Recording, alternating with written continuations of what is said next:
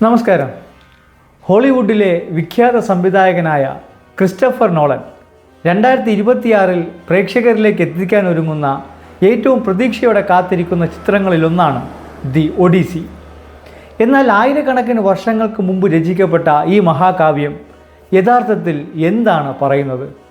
എന്തുകൊണ്ടാണ് ഇന്നും ലോകമെമ്പാടുമുള്ള ആളുകൾ ഈ കഥയെക്കുറിച്ച് സംസാരിക്കുന്നത്?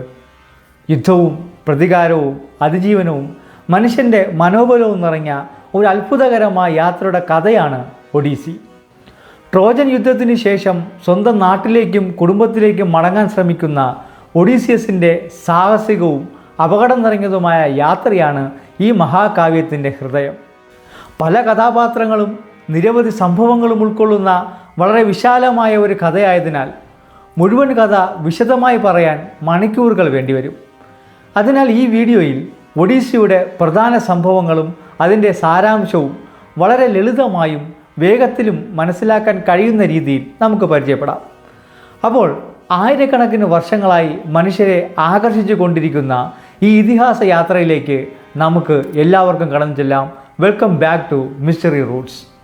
ഒരു കാലത്ത് ഏകദേശം 2800 വർഷങ്ങൾക്ക് മുമ്പ് ഹോമർ എന്ന പേരിൽ അറിയപ്പെട്ടിരുന്ന ഒരു അന്ധനായ കവി ലോക സാഹിത്യത്തെ എന്നേക്കുമായി മാറ്റിമറിക്കുന്ന 2 മഹാകാവ്യങ്ങൾ രചിച്ചു. അതിലാദ്യത്തേതായ ഇലിയഡ് ചരിത്രത്തിലെ ഏറ്റവും പ്രശസ്തമായ യുദ്ധങ്ങളിലൊന്നായ ട്രോജൻ യുദ്ധത്തിൻ്റെ കഥയായിരുന്നു. അതിശക്തമായ ഒരു നഗരം, മനുഷ്യബുദ്ധിയുടെ ഏറ്റവും കൗശലപൂർണമായ തന്ത്രങ്ങളിലൊന്നായ ട്രോജൻ കുതിരയുടെ സഹായത്തോടെ കീഴടക്കപ്പെട്ട കഥ. എന്നാൽ ട്രോയിയുടെ പതനത്തോടെ ആ കഥ അവസാനിച്ചില്ല. യഥാർത്ഥത്തിൽ അതൊരു പുതിയ യാത്രയുടെ തുടക്കമായിരുന്നു. ട്രോജൻ കുതിരയുടെ ആശയത്തിന് പിന്നിലെ ബുദ്ധിശാലിയായ യോദ്ധാവായ ഒഡീസിയസിലേക്കാണ് ഹോമർ തൻ്റെ അടുത്ത മഹാകാവ്യമായ ഒഡീസിയിൽ ശ്രദ്ധ തിരിച്ചത്. അസാധ്യമായി തോന്നിയ യുദ്ധത്തിൽ ഗ്രീക്കുകാർക്ക് വിജയം സമ്മാനിച്ച ഒഡീസിയസ് തൻ്റെ കാലത്തെ ഏറ്റവും കൗശലക്കാരനും തന്ത്രജ്ഞാനിയുമായ യോദ്ധാവായി പ്രശസ്തനായി. പക്ഷേ യുദ്ധവിജയങ്ങളെക്കാളും കീർത്തിയേക്കാളും അദ്ദേഹത്തിൻ്റെ മനസ്സാഗ്രഹിച്ചിരുന്നത് ഒരു കാര്യമായിരുന്നു: സ്വന്തം നാടായ ഇതാക്കയിലേക്ക് മടങ്ങിച്ചെന്ന് തൻ്റെ കുടുംബത്തെ വീണ്ടും കാണുക. അവിടെ അദ്ദേഹത്തിൻ്റെ ഭാര്യ പെനലോപ്പിയും മകൻ ടെലമക്കസും പ്രതീക്ഷയോടെ അദ്ദേഹത്തിൻ്റെ തിരിച്ചുവരവിനായി കാത്തിരിക്കുന്നുണ്ടായിരുന്നു. എന്നാൽ വിധി ഒഡീസിയസിനായി മറ്റൊരു വഴിയാണ് ഒരുക്കിയിരുന്നത്. ട്രോയിയിൽ നിന്ന് ഇതാക്കയിലേക്കുള്ള യാത്ര ഏതാനും ദിവസങ്ങളുടേതായിരുന്നില്ല. അത് നീണ്ട 10 വർഷങ്ങളുടെ പരീക്ഷണമായിരുന്നു. ആ വർഷങ്ങളിൽ ഒഡീസിയസും അദ്ദേഹത്തിൻ്റെ കൂട്ടരും മനുഷ്യർ ഇതുവരെ കണ്ടതിൽ ഏറ്റവും ഭയാനകമായ ജീവികളെയും അത്ഭുതകരമായ ശക്തികളെയും ദേവന്മാരുടെ കോപത്തെയും നേരിടേണ്ടി വന്നു. കടലുകളുടെ ആഴങ്ങളിൽ നിന്ന് ഉയർന്നു വന്ന ഭീകര രൂപങ്ങൾ, മനുഷ്യനെ വഴിതെറ്റിക്കുന്ന മന്ത്രവാദിനികൾ, മരണത്തിൻ്റെ നിഴൽ വീണ ദ്വീപുകൾ, ദേവന്മാരുടെ ഇടപെടലുകൾ. ഓരോ ഘട്ടത്തിലും പുതിയ വെല്ലുവിളികളായിരുന്നു അദ്ദേഹത്തെ കാത്തിരുന്നത്. എന്നിരുന്നാലും സ്വന്തം വീട്ടിലേക്കും കുടുംബത്തിലേക്കും മടങ്ങാനുള്ള ആഗ്രഹം ഒരിക്കലും ഒഡീസിയസിനെ വിട്ടുമാറിയില്ല. ധൈര്യത്തിൻ്റെയും ബുദ്ധിയുടെയും സഹനത്തിൻ്റെയും ഈ അസാധാരണ യാത്ര കാലത്തിൻ്റെ അതിരുകൾ കടന്ന് ആയിരക്കണക്കിന് വർഷങ്ങളായി മനുഷ്യരെ വിസ്മയിപ്പിച്ചു കൊണ്ടിരിക്കുന്നു. ഇതാണ് ലോക സാഹിത്യത്തിലെ ഏറ്റവും മഹത്തായ സാഹസിക യാത്രകളിലൊന്നായ ഒഡീസിയസിൻ്റെ കഥ. ട്രോജൻ യുദ്ധത്തിൻ്റെ നായകന്മാരിൽ ഒരാളായ ഒഡീസിയസ് ഗ്രീസിലെ ചെറിയ ദ്വീപ് രാജ്യമായ ഇതാക്കയുടെ രാജാവായിരുന്നു. എന്നാൽ തൻ്റെ രാജ്യം ഭരിക്കുന്നതിന് പകരം സ്പാർട്ടയുടെ രാജ്ഞിയായ ഹെലനെ തിരികെ കൊണ്ടുവരുന്നതിനായി അദ്ദേഹം 10 ദീർഘമായ വർഷങ്ങൾ ട്രോയിയുടെ യുദ്ധഭൂമിയിൽ ചെലവഴിച്ചു. ഒടുവിൽ യുദ്ധം അവസാനിക്കുകയും ട്രോയി തകർന്നു വീഴുകയും ചെയ്തപ്പോൾ ഒഡീസിയസിൻ്റെ മനസ്സിൽ ഒരേ ഒരു ആഗ്രഹം മാത്രമേ ഉണ്ടായിരുന്നുള്ളൂ: സ്വന്തം നാട്ടിലേക്ക് മടങ്ങുക. അവിടെ അദ്ദേഹത്തിൻ്റെ ഭാര്യ പെനലോപ്പിയും മകൻ ടെലമക്കസും വർഷങ്ങളായി അദ്ദേഹത്തിൻ്റെ തിരിച്ചുവരവിനായി കാത്തിരിക്കുന്നുണ്ടായിരുന്നു. ട്രോയിയുടെ തീരങ്ങളിൽ തൻ്റെ കപ്പൽപ്പടയെ ഒരുമിച്ച് കൂട്ടിയ ഒഡീസിയസ് ദീർഘനാളത്തെ യുദ്ധജീവിതത്തിന് ശേഷം ആശ്വാസത്തോടെ യാത്ര തിരിച്ചു. തകർന്നു കിടക്കുന്ന ട്രോയിയെ പിന്നിലാക്കി അവർ ആദ്യം വടക്കോട്ട് സഞ്ചരിച്ചു. യാത്രയ്ക്കാവശ്യമായ ഭക്ഷണവും മറ്റ് സാധനങ്ങളും ശേഖരിക്കുകയായിരുന്നു അവരുടെ ആദ്യ ലക്ഷ്യം. അങ്ങനെ അവർ എത്തിയത് ഇസ്മാര എന്ന പ്രദേശത്തിൻ്റെ തീരത്തായിരുന്നു. ട്രോജൻ പക്ഷത്ത് യുദ്ധം ചെയ്തിരുന്ന ത്രേസ്യൻ ഗോത്രമായ സിക്കോണിയന്മാരുടെ നാടായിരുന്നു അത്. ആവശ്യമായ സാധനങ്ങൾ ശേഖരിച്ചു കൊണ്ടിരിക്കുമ്പോഴാണ് ഒഡീസിയസിനും കൂട്ടർക്കും അപ്രതീക്ഷിതമായ ആക്രമണം നേരിടേണ്ടി വന്നത്. വിപുലമായ സൈനിക ശക്തിയുള്ള സിക്കോണിയന്മാർക്കെതിരെ ഏറെ നേരം പിടിച്ചു നിൽക്കാൻ അവർക്കായില്ല. ഒടുവിൽ അവർ പിൻവാങ്ങി കപ്പലുകളിലേക്ക് മടങ്ങി. നഷ്ടങ്ങളോടെ ആയിരുന്നെങ്കിലും യാത്ര വീണ്ടും തുടർന്നു. തെക്കോട്ട് ഗ്രീസിൻ്റെ തീരങ്ങൾ ചുറ്റിക്കടന്ന് അവർ പതിയെ ഇതാക്കയിലേക്കുള്ള വഴി തേടി മുന്നേറി. വീട്ടിലെത്താനുള്ള പ്രതീക്ഷ ഓരോ ദിവസവും ശക്തമായിക്കൊണ്ടിരുന്നു. എന്നാൽ വിധി അവർക്കായി മറ്റൊരു പരീക്ഷണം ഒരുക്കിയിരുന്നു. ഇതാക്ക അടുത്തെത്തിയെന്ന് കരുതിയ നിമിഷത്തിലാണ് ഭീകരമായ ഒരു കൊടുങ്കാറ്റ് കടലിനെ കീഴടക്കിയത്. ആഞ്ഞടിച്ച കാറ്റ് കപ്പലുകളെ വഴിതെറ്റിച്ച് അറിയാത്ത സമുദ്രങ്ങളിലേക്ക് തള്ളിയിട്ടു. ദിവസങ്ങളോളം അലങ്ങി തിരിഞ്ഞ ശേഷം അവർ എത്തിച്ചേർന്നത് ഒരു വിചിത്ര ദ്വീപിലായിരുന്നു. ലോട്ടസ് ഭക്ഷിക്കുന്നവരുടെ ദ്വീപ്. ക്ഷീണിതരും വഴിതെറ്റിയവരുമായ ഒഡീസിയസും സംഘവും കപ്പലുകളിൽ നിന്നിറങ്ങി ദ്വീപിലെ നിവാസികളോട് സഹായവും വഴികാട്ടലും അഭ്യർത്ഥിച്ചു. എന്നാൽ അവർ വഴി പറഞ്ഞു കൊടുത്തില്ല. പകരം ദ്വീപിലുടനീളം വളരുന്ന ലോട്ടസ് മരങ്ങളുടെ പഴങ്ങൾ അവർ അതിഥികൾക്ക് നൽകി. ആ പഴങ്ങളുടെ യഥാർത്ഥ സ്വഭാവത്തെക്കുറിച്ച് ഒഡീസിയസിന് യാതൊരു അറിവും ഉണ്ടായിരുന്നില്ല. പുറമേ സാധാരണ പഴം പോലെ തോന്നിയെങ്കിലും അതിനുള്ളിൽ അപകടകരമായ ഒരു മായാജാലം ഒളിഞ്ഞിരുന്നു. അത് കഴിക്കുന്നവർ ആഴത്തിലുള്ള മയക്കത്തിലേക്ക് വീഴും. അവരുടെ പഴയ ഓർമ്മകളും ലക്ഷ്യങ്ങളും ജീവിതവും അവർ മറന്നുപോകും. പിന്നീട് അവർക്കുണ്ടാക്കുന്ന ഏക ആഗ്രഹം ആ ദ്വീപിൽ തന്നെ എന്നേക്കുമായി തുടരുക എന്നതായിരിക്കും. ഒഡീസിയസിൻ്റെ ചില കൂട്ടുകാർ ആ പഴം കഴിച്ചതോടെ മയക്കത്തിലേക്ക് വീഴാൻ തുടങ്ങി. ഓരോരുത്തരായി അവർ സ്വന്തം വീടുകളെയും കുടുംബങ്ങളെയും മറന്ന് ദ്വീപിൽ തുടരാൻ ആഗ്രഹിക്കുന്നതായി കണ്ടപ്പോൾ ഒഡീസിയസ് ഭീഷണിയുടെ യഥാർത്ഥ രൂപം മനസ്സിലാക്കി. ഇത് സാധാരണ ഭക്ഷണമല്ലെന്നും തൻ്റെ മുഴുവൻ ദൗത്യത്തെയും നശിപ്പിക്കാൻ കഴിയുന്ന ഒരു കെണിയാണെന്നും അദ്ദേഹം തിരിച്ചറിഞ്ഞു. അതിനാൽ ലോട്ടസ് പഴം ആരും ഇനി കഴിക്കരുതെന്ന് അദ്ദേഹം കർശനമായി വിലക്കി. സ്വന്തം ആളുകളെ രക്ഷിക്കാനും അവരെ വീണ്ടും യാത്രയിലേക്ക് തിരികെ കൊണ്ടുവരാനുമുള്ള പോരാട്ടം അങ്ങനെ ആരംഭിച്ചു. ലോട്ടസ് ദ്വീപിലെ അപകടത്തിൽ നിന്ന് തൻ്റെ കൂട്ടുകാരെ രക്ഷിച്ച ശേഷം ഒഡീസിയസ് മയക്കത്തിലായിരുന്നവരെ ഓരോരുത്തരെയും ചുമന്നുകൊണ്ട് കപ്പലുകളിലേക്ക് എത്തിച്ചു. പിന്നീട് ഒരു നിമിഷം പോലും വൈകാതെ അവർ ദ്വീപ് വിട്ട് വീണ്ടും കടലിലേക്ക് യാത്ര തിരിച്ചു. എന്നാൽ കൊടുങ്കാറ്റ് അവരെ യഥാർത്ഥ പാതയിൽ നിന്ന് വളരെ അകലേക്കാണ് കൊണ്ടുപോയിരുന്നത്. ദിവസങ്ങൾ കഴിഞ്ഞിട്ടും അവർക്ക് ലക്ഷ്യസ്ഥാനത്തേക്ക് എത്താനായില്ല. നീണ്ടുനിന്ന കടൽ യാത്ര കാരണം ഭക്ഷണവും മറ്റ് അവശ്യ സാധനങ്ങളും തീരാറായി. അത്തരമൊരു സമയത്താണ് അവർ വഴിയിൽ കണ്ട ആദ്യത്തെ ദ്വീപിലിറങ്ങാൻ തീരുമാനിച്ചത്. ദ്വീപിൻ്റെ ഉൾവശത്തേക്ക് നോക്കിയപ്പോൾ അകലെയായി ഒരു ഇടയൻ്റെ താമസ സ്ഥലം അവർ കണ്ടു. ഒഡീസിയസ് തൻ്റെ ഏറ്റവും വിശ്വസ്തരായ കുറച്ച് യോദ്ധാക്കളെ മാത്രം കൂട്ടിക്കൊണ്ട് അവിടേക്ക് പുറപ്പെട്ടു. കയ്യിൽ ചില വിലപിടിപ്പുള്ള വീഞ്ഞുപാത്രങ്ങളും ഉണ്ടായിരുന്നു. ആവശ്യമെങ്കിൽ അവ കൈമാറ്റം ചെയ്ത് ഭക്ഷണ സാധനങ്ങൾ നേടാമെന്നായിരുന്നു അവരുടെ പദ്ധതി. എന്നാൽ അവിടെ എത്തിയപ്പോൾ അവരുടെ കണ്ണിൽപ്പെട്ട കാഴ്ച അവരെ അത്ഭുതപ്പെടുത്തി. ഒരു വലിയ ഗുഹയ്ക്കുള്ളിൽ ധാരാളം ചീസും മാംസവും മറ്റു ഭക്ഷണ സാധനങ്ങളും സൂക്ഷിച്ചിരിക്കുന്നു. വിശപ്പ് മൂലം തളർന്നിരുന്ന യോദ്ധാക്കൾക്ക് അതൊരു നിധി പോലെയായിരുന്നു. ഉടമയെ കാത്തു നിൽക്കാതെ അവർ ഭക്ഷണ സാധനങ്ങൾ ഉപയോഗിക്കാൻ തുടങ്ങി. പക്ഷേ അധികം വൈകാതെ ഗുഹയുടെ യഥാർത്ഥ ഉടമ തിരിച്ചെത്തി. അത് സാധാരണ ഒരു ഇടയനല്ലായിരുന്നു. അവൻ പോളിഫീമസ് എന്ന ഭീകരനായ ഒരു സൈക്ലോപ്സ് ആയിരുന്നു. സമുദ്രദേവനായ പൊസൈഡസിൻ്റെ പുത്രൻ. മനുഷ്യരെക്കാൾ പല മടങ്ങ് വലിപ്പവും ശക്തിയുമുള്ള ആ രാക്ഷസൻ ഗുഹയുടെ പ്രവേശന കവാടം ഒരു മഹാപാറ കൊണ്ട് ഉരുട്ടിക്കൊണ്ടുവന്ന് അടച്ചുപൂട്ടി. ഒഡീഷ്യസ് സമാധാനപരമായി സംസാരിക്കാൻ ശ്രമിച്ചു. തങ്ങൾ വ്യാപാരം ചെയ്യാനാണ് വന്നതെന്നും യാതൊരു ദോഷവും ഉദ്ദേശിക്കുന്നില്ലെന്നും അദ്ദേഹം വിശദീകരിച്ചു. പക്ഷേ പോളിഫീമസിന് അതൊന്നും കേൾക്കാൻ താല്പര്യമുണ്ടായിരുന്നില്ല. അവൻ പെട്ടെന്ന് ഒഡീഷ്യസിൻ്റെ 2 യോദ്ധാക്കളെ കയ്യിൽ പിടിച്ചുയർത്തി ഒരു നിമിഷം കൊണ്ട് അവരെ ചതച്ചരച്ചു കൊന്നുകളഞ്ഞു. അതിനുശേഷം അവരുടെ മൃതദേഹങ്ങൾ ഭക്ഷണമാക്കുകയും ചെയ്തു. ആ ഭീകര കാഴ്ച കണ്ടപ്പോൾ ബാക്കിയുള്ളവർ ഭയം കൊണ്ട് വിറച്ചുപോയി. അതിലും ഭയാനകമായ ഒരു കാര്യം ഇത് ഒരു തവണ മാത്രം സംഭവിച്ചില്ല എന്നതായിരുന്നു. എല്ലാ ദിവസവും രാവിലെയും വൈകുന്നേരവും പോളിഫീമസ് ഗുഹയിലേക്ക് മടങ്ങി വരും. ഓരോ തവണയും ഒഡീഷ്യസിൻ്റെ കൂട്ടുകാരിൽ ചിലരെ പിടിച്ചുകൊണ്ട് ഭക്ഷണമാക്കും. ഗുഹയ്ക്കുള്ളിൽ കുടുങ്ങിയിരുന്ന യോദ്ധാക്കൾക്ക് രക്ഷപ്പെടാനുള്ള ഒരു വഴിയും കാണാനായില്ല. വീണ്ടും ഒരിക്കൽ കൂടി വളരെ അസാധ്യമായ ഒരു സാഹചര്യത്തിൽ പെട്ടുപോയി ഒഡീഷ്യസ്. പക്ഷേ യുദ്ധഭൂമിയിൽ പലതവണ തെളിയിച്ച തൻ്റെ ഏറ്റവും വലിയ ആയുധം ഇപ്പോഴും അദ്ദേഹത്തിൻ്റെ കൈവശമുണ്ടായിരുന്നു: ബുദ്ധി. പോളിഫീമസിനെ ശക്തി കൊണ്ട് തോൽപ്പിക്കാൻ കഴിയില്ലെന്ന് ഒഡീഷ്യസിന് മനസ്സിലായി. അതിനാൽ അദ്ദേഹം മറ്റൊരു പദ്ധതി ആലോചിച്ചു. കയ്യിൽ കൊണ്ടുവന്നിരുന്ന വളരെ വീര്യമുള്ള വീഞ്ഞ് അദ്ദേഹം സൈക്ലോപ്സിന് സമ്മാനമായി നൽകി.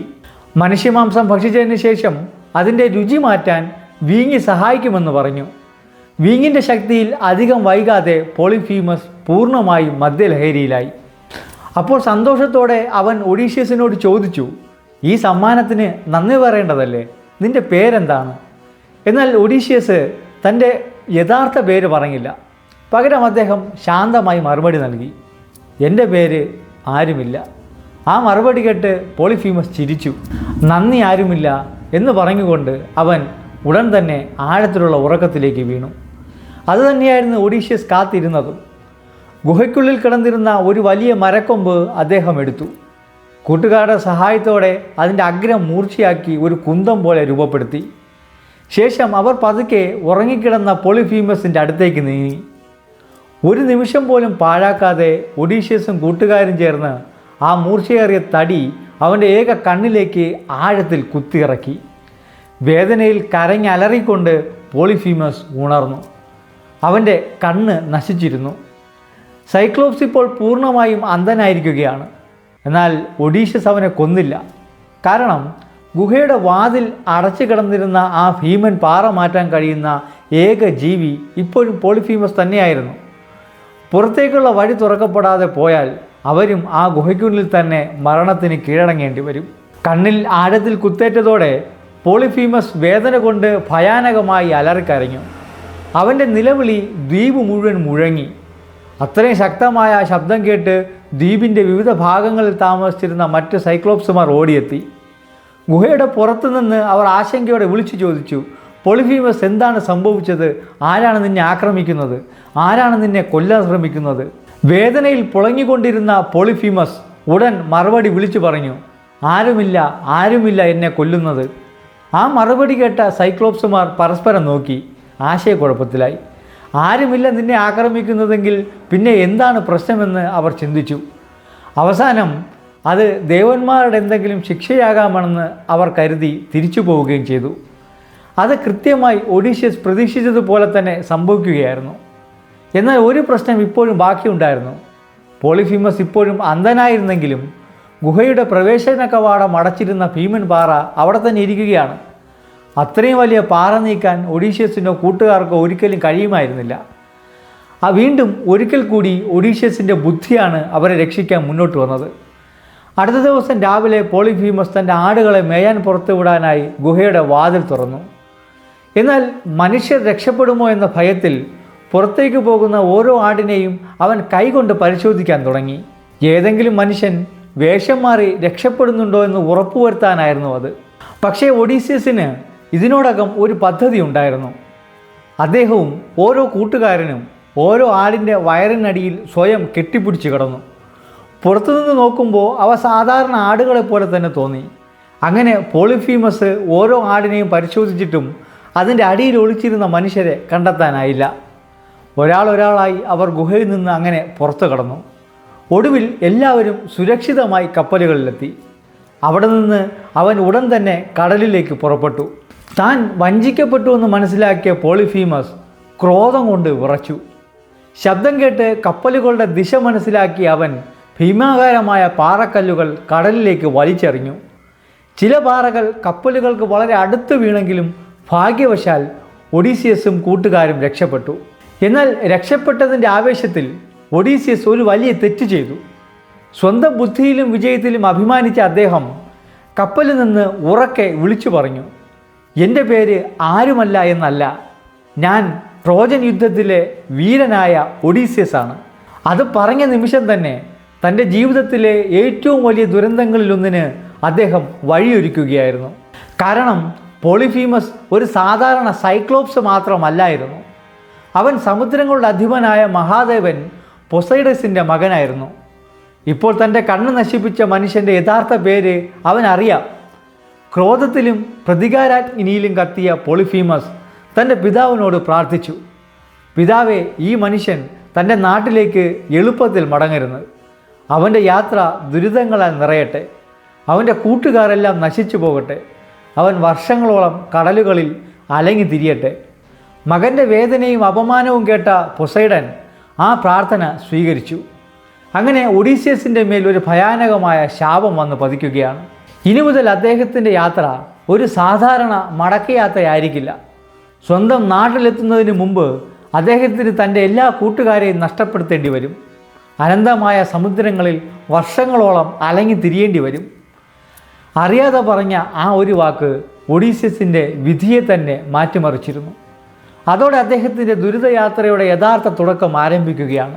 പൊസൈഡൻ തൻ്റെ മേൽ ചുമത്തിയ ശാപത്തെക്കുറിച്ച് യാതൊരു അറിവുമില്ലാതെ ഒഡീസിയസും അദ്ദേഹത്തിൻ്റെ കൂട്ടുകാരും വീണ്ടും യാത്ര തുടർന്നു. കടലിൻ്റെ വിശാലതകളിലൂടെ സഞ്ചരിച്ച അവർ ഒടുവിൽ എത്തിച്ചേർന്നത് അത്ഭുതങ്ങളാൽ നിറഞ്ഞ ഒരു സ്ഥലത്തായിരുന്നു. എയോളിയോ എന്ന പൊങ്ങിക്കിടക്കുന്ന ദ്വീപ്. അവിടുത്തെ രാജാവായിരുന്ന എയോളസ് കാറ്റുകളുടെ അധിപനായി അറിയപ്പെട്ടിരുന്നു. ദ്വീപിലെത്തിയ അതിഥികളെ അദ്ദേഹം ആദരവോടെ സ്വീകരിച്ചു. ദിവസങ്ങളോളം ഒഡീസിയസിനെയും കൂട്ടുകാരെയും അദ്ദേഹം സത്കരിച്ചു. ഒടുവിൽ യാത്ര പറയേണ്ട സമയം വന്നപ്പോൾ രാജാവ് ഒഡീസിയസിന് ഒരു പ്രത്യേക സമ്മാനം നൽകി. അതൊരു സാധാരണ സമ്മാനമായിരുന്നില്ല, ഒരു വലിയ തോൾ സഞ്ചിയായിരുന്നു. എന്നാൽ അതിനുള്ളിൽ സ്വർണമോ വെള്ളിയോ ഉണ്ടായിരുന്നില്ല. ലോകത്തിലെ എല്ലാ കാറ്റുകളുടെയും ശക്തി അതിൽ അടച്ചുപൂട്ടപ്പെട്ടിരിക്കുകയായിരുന്നു. ഇത് വളരെ സൂക്ഷിച്ചുപയോഗിക്കണം, എയോളസ് മുന്നറിയിപ്പ് നൽകി.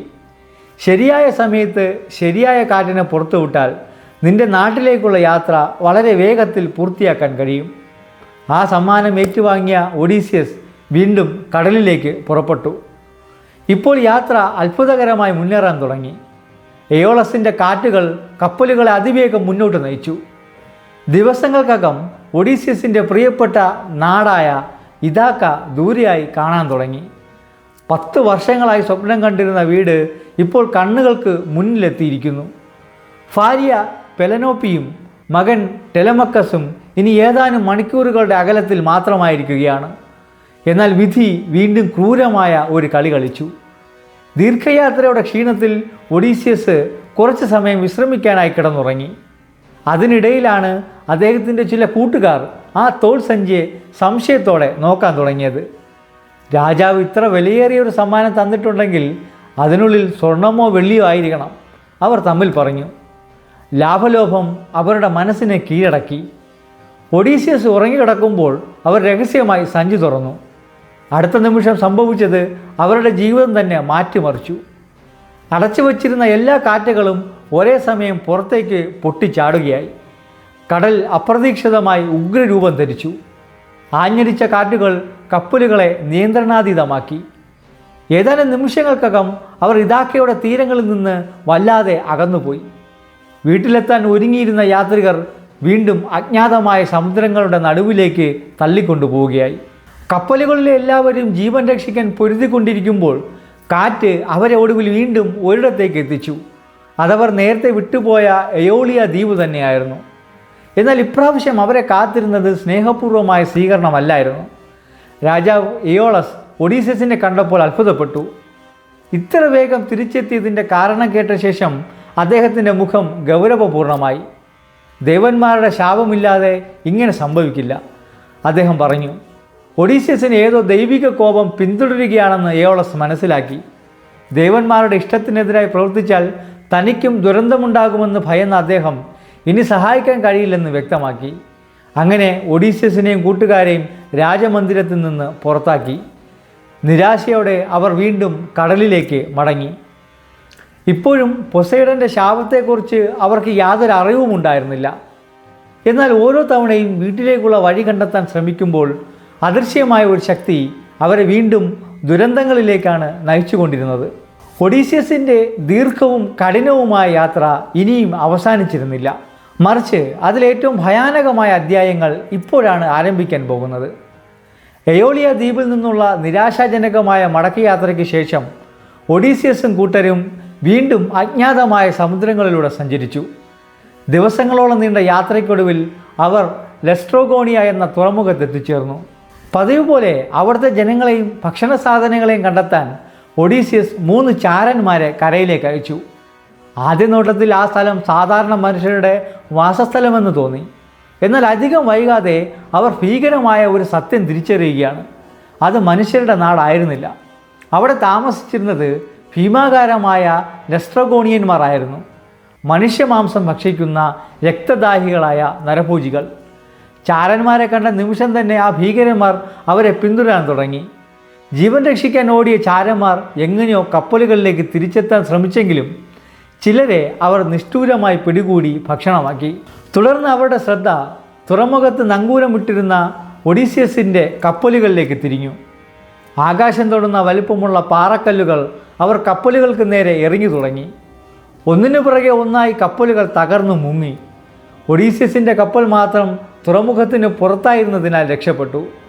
ബാക്കിയുള്ള എല്ലാ കപ്പലുകളും നശിച്ചു. 100 കണക്കിന് യോദ്ധാക്കൾ കടലിൽ മുങ്ങി മരിച്ചു.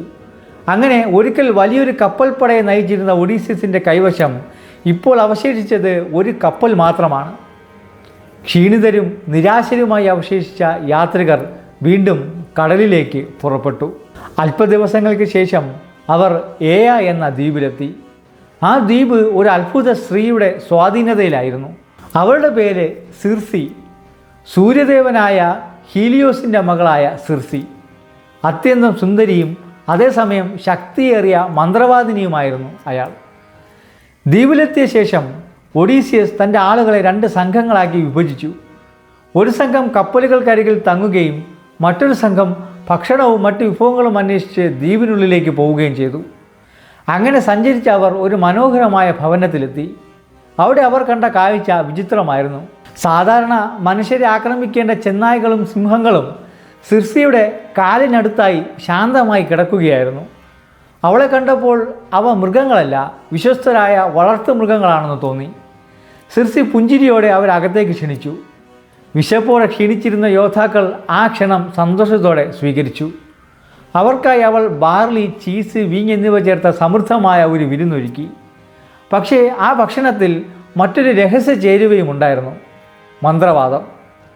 ഭക്ഷണം കഴിച്ച ശേഷം യോദ്ധാക്കൾ ഓരോരുത്തരായി മയക്കത്തിലേക്ക് വീണു. കുറച്ചു നേരം കഴിഞ്ഞ് അവർ ഉണർന്നപ്പോൾ മനുഷ്യരായിരുന്നില്ല. അവരുടെ ശരീരങ്ങൾ മുഴുവൻ പന്നികളുടേതായി മാറിയിരുന്നു. എന്നാൽ ഭാഗ്യവശാൽ ഒരു യോദ്ധാവ് മാത്രമാണ് ഭക്ഷണം കഴിക്കാതിരുന്നത്. വിശപ്പില്ലാതിരുന്നതിനാൽ അദ്ദേഹം വിരുന്നിൽ പങ്കെടുത്തിരുന്നില്ല. അതിനാൽ സംഭവിച്ചതെല്ലാം സ്വന്തം കണ്ണുകൾ കൊണ്ട് കണ്ട ആ മനുഷ്യൻ ഉടൻ തന്നെ ഒഡീസിയസിൻ്റെ അടുത്തേക്ക് ഓടിച്ചെന്നു. കൂട്ടുകാർക്ക് സംഭവിച്ച ദുരന്തത്തെക്കുറിച്ച് കേട്ട ഒഡീസിയസ് ഒരു നിമിഷം പോലും പാഴാക്കാതെ അവരെ രക്ഷിക്കാൻ പുറപ്പെട്ടു. എന്നാൽ വഴിമധ്യേ അദ്ദേഹത്തെ ഒരാൾ തടഞ്ഞു. അത് ദേവന്മാരുടെ ദൂതനായ ഹെർമീസ് ആയിരുന്നു. ഒഡീസിയസിനെ സഹായിക്കാനാണ് അദ്ദേഹം വന്നത്. ഹെർമീസ് അദ്ദേഹത്തിന് മോളി എന്ന അത്ഭുത ഔഷധ സസ്യം നൽകി. അത് സിർസിയുടെ മന്ത്രങ്ങളെ നിർവീര്യമാക്കും, അദ്ദേഹം പറഞ്ഞു. അവളുടെ ഭക്ഷണത്തിലോ പാനീയത്തിലോ ഈ സസ്യം ചേർത്താൽ അവളുടെ മായാജാലം നിന്നെ ബാധിക്കില്ല. ഹെർമീസിൻ്റെ ഉപദേശം സ്വീകരിച്ച ഒഡീസിയസ് സിർസിയുടെ ഭവനത്തിലെത്തി. സിർസി വീണ്ടും അദ്ദേഹത്തെ ഭക്ഷണത്തിനായി ക്ഷണിച്ചു. മറ്റുള്ളവരെ പോലെ ഒഡീസിയസും ഭക്ഷണം കഴിച്ചു. എന്നാൽ അവൾ പ്രതീക്ഷിച്ചതുപോലെ അദ്ദേഹം പന്നിയായി മാറിയില്ല. മന്ത്രം ഫലിക്കാതിരുന്നത് കണ്ടപ്പോൾ സിർസി അമ്പരന്നു പോയി. അതേസമയം ഒഡീസിയസ് തൻ്റെ വാൾ വലിച്ചൂരി അവളുടെ കഴുത്തിന് നേരെ ചൂണ്ടി. എൻ്റെ ആളുകളെ ഉടൻ പഴയ രൂപത്തിലേക്ക് മാറ്റുക, അദ്ദേഹം കൽപ്പിച്ചു. അല്ലെങ്കിൽ നിന്റെ ജീവൻ രക്ഷപ്പെടില്ല. വാളിൻ്റെ മൂർച്ച കഴുത്തിൽ തൊട്ടപ്പോൾ സിർസിക്ക് വേറെ മാർഗമുണ്ടായിരുന്നില്ല. അവൾ ഉടൻ തന്നെ മന്ത്രം പിൻവലിച്ചു. അവളുടെ കാലടിയിൽ കിടന്നിരുന്ന പന്നികൾ വീണ്ടും മനുഷ്യരായി മാറി. അങ്ങനെ ഒഡീസിയസ് തൻ്റെ കൂട്ടുകാരെ രക്ഷിച്ചു. ഒഡീസിയസിൻ്റെ ധൈര്യത്തിലും ബുദ്ധിയിലും ആകൃഷ്ടയായ സിർസി പിന്നീട് അദ്ദേഹവുമായി സൗഹൃദത്തിലായി. ചില കഥകളനുസരിച്ച് ഇരുവർക്കും പിന്നീട് ടെലിഗോണസ് എന്നൊരു മകൻ ജനിച്ചതായും പറയപ്പെടുന്നു. ഒഡീസിയസും കൂട്ടരും ആ ദ്വീപിൽ മുഴുവൻ 1 വർഷം താമസിച്ചു. എന്നാൽ 1 വർഷം കഴിഞ്ഞപ്പോൾ ഒഡീസിയസിൻ്റെ മനസ്സ് വീണ്ടും ഇതാക്കയിലേക്ക് തിരിഞ്ഞു. യാത്ര തുടരാനുള്ള സമയം വന്നിരിക്കുന്നു. കപ്പലുകൾ പുറപ്പെടാൻ തയ്യാറായപ്പോൾ സിർസി അദ്ദേഹത്തിനൊരു നിർണായക ഉപദേശം നൽകി. നിന്റെ മുന്നിലുള്ള അപകടങ്ങളെ അതിജീവിക്കണമെങ്കിൽ നീ അധോലോകത്തിലേക്ക് പോകണം. അവിടെ കഴിയുന്ന മഹാപ്രവാചകനായ ടൈറീസിയസിന് മാത്രമേ നിന്റെ ഭാവിയെക്കുറിച്ച് പറയാൻ കഴിയൂ. സിർസിയുടെ നിർദ്ദേശമനുസരിച്ച് ഒഡീസിയസ് ലോകത്തിൻ്റെ പടിഞ്ഞാറേ അറ്റത്തേക്ക് യാത്ര തിരിച്ചു. അവിടെ അധോലോകത്തിലേക്കുള്ള ഒരു കവാടമുണ്ടെന്ന് വിശ്വസിക്കപ്പെട്ടിരുന്നു. ആ സ്ഥലത്തെത്തി അദ്ദേഹം പുരാതന ആചാരപ്രകാരം ഒരു യാഗം നടത്തി. യാഗത്തിൻ്റെ ശക്തിയിൽ മരിച്ചവരുടെ ആത്മാക്കൾ പ്രത്യക്ഷപ്പെടാൻ തുടങ്ങി. അവരുടെ ഇടയിൽ നിന്ന് ഒടുവിൽ അന്ധനായ മഹാപ്രവാചകൻ ടൈറീസിയസ് മുന്നോട്ട് വന്നു. നീയും നിന്റെ ആളുകളും ഉടൻ സൂര്യദേവനായ ഹീലിയോസിൻ്റെ ദ്വീപിലെത്തും, അദ്ദേഹം പറഞ്ഞു. അവിടെ വിശുദ്ധമായ കന്നുകാലികൾ മേയുന്നുണ്ടാകും. എന്ത് സംഭവിച്ചാലും അവയെ ഉപദ്രവിക്കരുത്. അവയെ കൊലപ്പെടുത്തുകയോ ഭക്ഷിക്കുകയോ ചെയ്താൽ നിന്റെ യാത്ര ദുരന്തത്തിൽ അവസാനിക്കും. എന്നാൽ അവയെ തൊടാതെ വിട്ടാൽ ഒരു നാൾ നീ സ്വന്തം നാട്ടിലെത്തും. ആ മുന്നറിയിപ്പ് കേട്ട ഒഡീസിയസ് പ്രവാചകനോട് നന്ദി പറഞ്ഞു. ശേഷം കപ്പലിലേക്ക് മടങ്ങിയ അദ്ദേഹം ഒരു ദൃഢനിശ്ചയമെടുത്തു. എന്ത് വില കൊടുത്തും സൂര്യദേവൻ്റെ വിശുദ്ധ കന്നുകാലികളെ തൻ്റെ ആളുകൾ തൊടാൻ അനുവദിക്കില്ല. എന്നാൽ ഭാവി അദ്ദേഹത്തിനായി മറ്റൊരു പരീക്ഷണം കൂടി ഒരുക്കി വച്ചിരുന്നു. അധോലോകത്തിൽ നിന്ന് മടങ്ങിയെത്തിയ ശേഷം ഒഡീസിയസും കൂട്ടരും വീണ്ടും കടലിലേക്ക് യാത്ര തിരിച്ചു. ടൈറീസിയസിൻ്റെ മുന്നറിയിപ്പുകൾ മനസ്സിൽ സൂക്ഷിച്ചുകൊണ്ടായിരുന്നു അവരുടെ ഓരോ നീക്കവും. എന്നാൽ അധികം വൈകാതെ അവർ മറ്റൊരു ഭീകര പരീക്ഷണത്തിലേക്ക് സമീപിക്കുകയായിരുന്നു. കടലിൻ്റെ ശാന്തതയ്ക്കിടയിൽ ദൂരെയായി ഒരു മധുരഗാനം കേൾക്കാൻ തുടങ്ങി. ആ സംഗീതം സാധാരണ ഒന്നായിരുന്നില്ല. അത് കേൾക്കുന്ന ആരുടെയും ഹൃദയം കീഴടക്കുന്നത്ര മനോഹരമായിരുന്നു അത്. ആ സ്വരങ്ങൾ കേൾക്കുമ്പോൾ ലോകത്തിലെ മറ്റെല്ലാം മറന്നുപോകും. സ്വന്തം ജീവിതം പോലും ഉപേക്ഷിക്കാൻ തോന്നുന്നത്ര ശക്തിയുണ്ടായിരുന്നു ആ ഗാനത്തിന്. ഒഡീഷ്യസ് ഉടൻ തന്നെ ആ സ്ഥലം തിരിച്ചറിഞ്ഞു. അത് സൈറന്മാരുടെ ദ്വീപായിരുന്നു.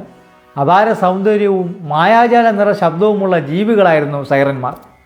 അവരുടെ ഗാനത്തിൽ ആകൃഷ്ടരായ നാവികർ കപ്പലുകളുടെ നിയന്ത്രണം നഷ്ടപ്പെടുത്തി ദ്വീപിലേക്ക് നീങ്ങും.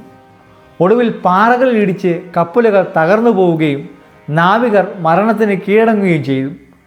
നൂറ്റാണ്ടുകളായി എണ്ണമറ്റ യാത്രികർ അവരുടെ വലയത്തിൽ വീണിട്ടുണ്ടായിരുന്നു. എന്നാൽ ഇപ്രാവശ്യം ഒഡീസിയസ് തയ്യാറായിരുന്നു. സിർസി നൽകിയ ഉപദേശവും അദ്ദേഹം മറന്നിരുന്നില്ല. അദ്ദേഹം തൻ്റെ ആളുകളോട് തേനീച്ച മെഴുകെടുത്ത് ചെവികളിൽ അടയ്ക്കാൻ നിർദ്ദേശിച്ചു. അങ്ങനെ ചെയ്താൽ സൈറന്മാരുടെ ഗാനം അവർക്ക് കേൾക്കാൻ കഴിയില്ല. യോദ്ധാക്കൾ എല്ലാവരും അതുപോലെ ചെയ്തു. പക്ഷേ ഒഡീസിയസിന് മറ്റൊരാഗ്രഹവും ഉണ്ടായിരുന്നു. സൈറന്മാരുടെ ഗാനം കേട്ട് ജീവനോടെ രക്ഷപ്പെടുന്ന ആദ്യ മനുഷ്യനാകണമെന്ന് അദ്ദേഹം തീരുമാനിച്ചു. അതുകൊണ്ട് അദ്ദേഹം സ്വന്തം ചെവികൾ അടച്ചില്ല. പകരം കപ്പലിൻ്റെ പ്രധാന തൂണിൽ അദ്ദേഹത്തെ ശക്തമായി കെട്ടിയിടാൻ കൂട്ടുകാരോട് ആവശ്യപ്പെട്ടു. താൻ എന്തു പറഞ്ഞാലും എത്ര അപേക്ഷിച്ചാലും എന്നെ അഴിച്ചുവിടരുത്, അദ്ദേഹം കർശനമായി പറഞ്ഞു. കുറച്ചു നേരം കഴിഞ്ഞപ്പോൾ കപ്പൽ സൈറന്മാരുടെ ദ്വീപിനടുത്തെത്തി. അവരുടെ ഗാനം കൂടുതൽ വ്യക്തമായി കേൾക്കാൻ തുടങ്ങി. ആ സ്വരങ്ങൾ കേട്ട നിമിഷം ഒഡീസിയസിൻ്റെ മനസ്സ് മാറിത്തുടങ്ങി. ലോകത്തിൽ ഇത്ര മനോഹരമായ സംഗീതം അദ്ദേഹം ഒരിക്കലും കേട്ടിട്ടില്ലായിരുന്നു. ഓരോ നിമിഷവും ആ ഗാനത്തിൻ്റെ ആകർഷണം വർദ്ധിച്ചു കൊണ്ടിരുന്നു. സൈറന്മാരുടെ അടുത്തേക്ക് പോകണമെന്ന ആഗ്രഹം അദ്ദേഹത്തിൻ്റെ മനസ്സിനെ പൂർണ്ണമായും കീഴടക്കി. അദ്ദേഹം കെട്ടുകൾ പൊട്ടിക്കാൻ ശ്രമിച്ചു. എന്നെ വിടൂ, കപ്പൽ അവിടേക്ക് തിരിക്കൂ എന്ന് അദ്ദേഹം ഉച്ചത്തിൽ വിളിച്ചു പറഞ്ഞു. പക്ഷേ അദ്ദേഹത്തിൻ്റെ ആളുകൾ ഒന്നും തന്നെ കേട്ടില്ല. അവരുടെ ചെവികളിലെ മെഴുക് സൈറന്മാരുടെ ഗാനത്തെയും ഒഡീസിയസിൻ്റെ നിലവിളികളെയും തടഞ്ഞിരുന്നു. ഒഡീസിയസ് എത്ര അപേക്ഷിച്ചിട്ടും എത്ര കഷ്ടപ്പെട്ട് കയറുകൾ വലിച്ചിട്ടും ആരും അദ്ദേഹത്തെ അഴിച്ചുവിട്ടില്ല. അങ്ങനെ കപ്പൽ മുന്നോട്ട് നീങ്ങി. പതിയെ സൈറന്മാരുടെ ഗാനം പിന്നിലേക്ക് അകന്നുപോയി. അവസാനം അപകടമേഖല കടന്നുപോയപ്പോൾ യോദ്ധാക്കൾ ഒഡീസിയസിൻ്റെ കെട്ടുകൾ അഴിച്ചു മാറ്റി. അദ്ദേഹം ജീവനോടെയിരുന്നു. ചരിത്രത്തിൽ ആദ്യമായി സൈറന്മാരുടെ ഗാനം കേട്ടിട്ടും അതിൻ്റെ മായാജാലത്തെ അതിജീവിച്ച ഒരാളായി ഒഡീസിയസ് അങ്ങനെ മാറി. എന്നാൽ അദ്ദേഹത്തിന് അറിയാത്ത മറ്റൊരു സത്യമുണ്ടായിരുന്നു.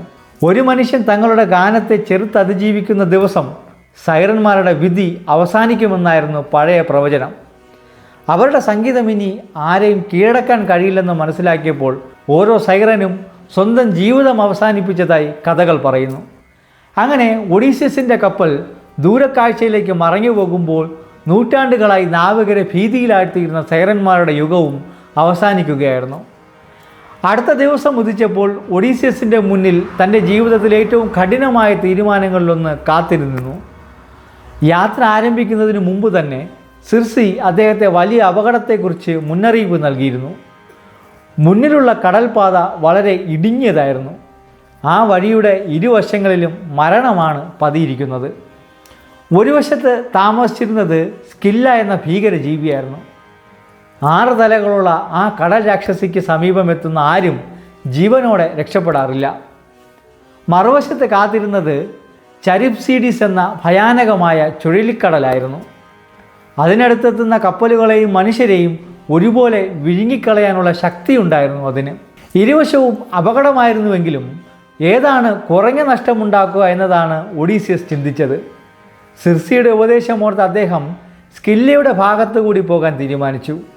കാരണം സ്കില്ല ചിലരെ മാത്രമേ കൊല്ലൂ, എന്നാൽ ചരിപ്സീഡിസ് അവരുടെ മുഴുവൻ കപ്പലിനെയും ഒരൊറ്റ നിമിഷം കൊണ്ട് വിഴുങ്ങിക്കളയും. അതൊരു വേദനാജനകമായ തീരുമാനമായിരുന്നു. എന്നാൽ തൻ്റെ ആളുകളിൽ ചിലരെ നഷ്ടപ്പെടുന്നതിലൂടെ ബാക്കിയുള്ളവരെ രക്ഷിക്കാനാകുമെന്ന് ഒഡീസിയസ് കരുതി. ഭാരമുള്ള മനസ്സോടെ അദ്ദേഹം കപ്പലിനെ സ്കില്ലയുടെ തീരത്തേക്ക് നയിച്ചു. കപ്പൽ ആ പാറക്കെട്ടുകൾക്കരികിലൂടെ നീങ്ങിക്കൊണ്ടിരിക്കുമ്പോൾ പെട്ടെന്ന് മുകളിൽ നിന്ന് 6 ഭീകര തലകൾ താഴേക്ക് പാഞ്ഞു വന്നു. ഓരോ തലയും ഓരോ നാവികനെ പിടിച്ചെടുത്തു. വേദനയോടെ നിലവിളിച്ചുകൊണ്ട് അവർ ആ രാക്ഷസിയുടെ വായിലേക്ക് അപ്രത്യക്ഷരായി. നിമിഷങ്ങൾക്കുള്ളിൽ 6 ധീരയോദ്ധാക്കൾ മരണത്തിന് കീഴടങ്ങി. എന്നാൽ ജീവൻ രക്ഷിക്കാൻ മുന്നോട്ട് പോവുകയല്ലാതെ മറ്റൊരു വഴിയും അവർക്കില്ലായിരുന്നു. അല്പസമയത്തിനകം ആകാശം വീണ്ടും ഇരുണ്ടു. മറ്റൊരു കൊടുങ്കാറ്റ് വരുന്നതിൻ്റെ സൂചനകൾ തെളിഞ്ഞു. അതുകൊണ്ട് അവർ അടുത്തുള്ള തുറിനേഷ്യ എന്ന ദ്വീപിൽ അഭയം തേടി. ഈ ദ്വീപ് സാധാരണ ഒരു സ്ഥലമല്ലായിരുന്നു.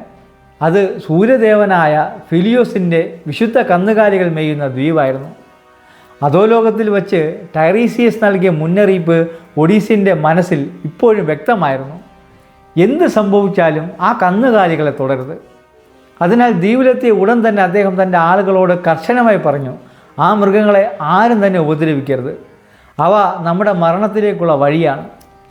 ആദ്യ ദിവസങ്ങളിൽ എല്ലാവരും ആ നിർദ്ദേശം അക്ഷരം പ്രതി പാലിച്ചു. എന്നാൽ കൊടുങ്കാറ്റ് അവസാനിച്ചില്ല. 1 ദിവസം, 2 ദിവസം, ഒരാഴ്ച, അങ്ങനെ ദിവസങ്ങൾ ആഴ്ചകളായി മാറി. ഏകദേശം 1 മാസം മുഴുവൻ അവർ ദ്വീപിൽ കുടുങ്ങിക്കിടന്നു. ഭക്ഷണശേഖരം തീരാൻ തുടങ്ങി. വിശപ്പ് ഓരോ ദിവസവും കൂടുതൽ കഠിനമായി. അവസാനം ചില യോദ്ധാക്കൾക്ക് ഒഡീസിയസിൻ്റെ ഉത്തരവ് അനുസരിക്കാൻ കഴിഞ്ഞില്ല. ഒരു ദിവസം ഒഡീസിയസ് ക്ഷീണിച്ച് ഉറങ്ങിക്കിടക്കുമ്പോൾ അവർ രഹസ്യമായി ഒരു തീരുമാനമെടുത്തു. ജീവൻ രക്ഷിക്കാൻ വേറെ വഴിയില്ലെന്നവർ കരുതി. അങ്ങനെ അവർ ഫീലിയോസിൻ്റെ വിശുദ്ധ കന്നുകാലികളെ കൊന്നു. പിന്നീട് അവരുടെ മാംസം ചുട്ട് ഭക്ഷിച്ചു. അടുത്ത ദിവസം രാവിലെ ഉണർന്ന ഒഡീസിയസ് ആ കാഴ്ച കണ്ടപ്പോൾ തകർന്നുപോയി. ചുറ്റും കന്നുകാലികളുടെ അവശിഷ്ടങ്ങൾ കിടക്കുകയായിരുന്നു. എന്താണ് സംഭവിച്ചതെന്ന് മനസ്സിലാക്കിയ നിമിഷം അദ്ദേഹം നിരാശയോടെ മുട്ടുകുത്തി. ടൈറീസിയസിൻ്റെ മുന്നറിയിപ്പ് അദ്ദേഹത്തിൻ്റെ മനസ്സിൽ മുഴങ്ങി കേൾക്കുകയാണ്. കൂട്ടുകാരുടെ അശ്രദ്ധയും മണ്ടത്തരവും ഓർത്ത് അദ്ദേഹം തലകുനിച്ചു. ഇനി എന്താണ് സംഭവിക്കാൻ പോകുന്നതെന്ന് അദ്ദേഹത്തിന് അറിയാമായിരുന്നു. എന്നാൽ അപ്പോഴേക്കും കൊടുങ്കാറ്റ് ശമിച്ചിരുന്നു. അതിനാൽ അവർ വീണ്ടും യാത്ര തുടർന്നു. കപ്പൽ കടലിലേക്ക് നീങ്ങി. പക്ഷേ അവർ ചെയ്ത കുറ്റം ദേവന്മാരുടെ ശ്രദ്ധയിൽപ്പെടാതെ പോയിരുന്നില്ല. തൻ്റെ വിശുദ്ധ കന്നുകാലികൾ കൊല്ലപ്പെട്ട വിവരം അറിഞ്ഞ ഹീലിയോസ് അത്യന്തം ക്രുദ്ധനായി. അദ്ദേഹം നേരിട്ട് ദേവന്മാരുടെ രാജാവായ സ്യൂസിനോട് പരാതിപ്പെട്ടു. തൻ്റെ വിശുദ്ധ മൃഗങ്ങളെ കൊന്നവരെ ശിക്ഷിക്കണം അദ്ദേഹം ആവശ്യപ്പെട്ടു. സിയൂസിൻ്റെ കോപം ഭയാനകമായിരുന്നു. കടലിൻ്റെ നടുവിലൂടെ സഞ്ചരിച്ചു കൊണ്ടിരുന്ന ഒഡീസിയസിൻ്റെ കപ്പലിന് മുകളിലേക്ക് അദ്ദേഹം ഒരു മഹാ ഇടിമിന്നൽ എറിഞ്ഞു. ആകാശം പിളർന്നതുപോലെ ഒരു ശബ്ദം മുഴങ്ങി. ആ നിമിഷം കൊണ്ട് കപ്പൽ 2ആയി പിളർന്നു. തിരമാലകൾ ഉയർന്നു. നാവികർ ഓരോരുത്തരായി കടലിലേക്ക് വീണു. ഒരാൾക്ക് പോലും ജീവനോടെ രക്ഷപ്പെടാനായില്ല. അധോലോകത്തിൽ പ്രവചിക്കപ്പെട്ടതുപോലെ പോസൈഡസിൻ്റെ ശാപം ഒടുവിൽ പൂർത്തിയായി. ഒഡീസിയസിൻ്റെ എല്ലാ കൂട്ടുകാരും മരിച്ചിരുന്നു. ഒരിക്കൽ വലിയൊരു സൈന്യത്തെ നയിച്ചിരുന്ന ആ രാജാവ് ഇപ്പോൾ കടലിൽ ഒറ്റയ്ക്കായിരിക്കുന്നു. തകർന്ന കപ്പലിൻ്റെ ഒരു മരക്കഷ്ണം പിടിച്ചുകൊണ്ട് അദ്ദേഹം ജീവൻ നിലനിർത്താൻ ശ്രമിച്ചു. 9 രാവുകളും 9 പകലുകളും അദ്ദേഹം വിശാലമായ സമുദ്രത്തിലൂടെ ഒഴുകി നടന്നു. ചുറ്റും കാണാൻ വെള്ളം മാത്രം.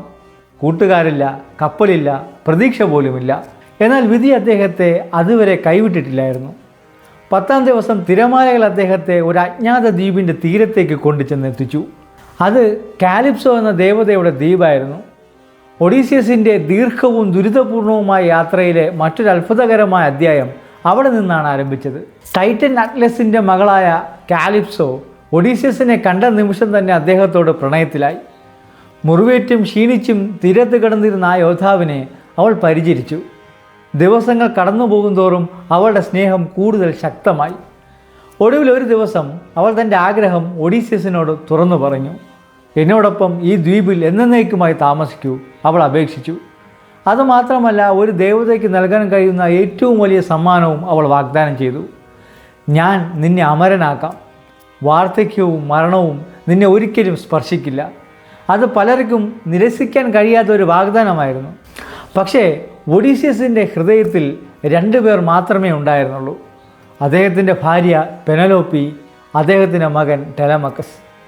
വർഷങ്ങളായി അവരെ കാണണമെന്ന ആഗ്രഹം മാത്രമാണ് അദ്ദേഹത്തെ ഇപ്പോൾ ജീവിച്ചിരിപ്പിക്കുന്നത്.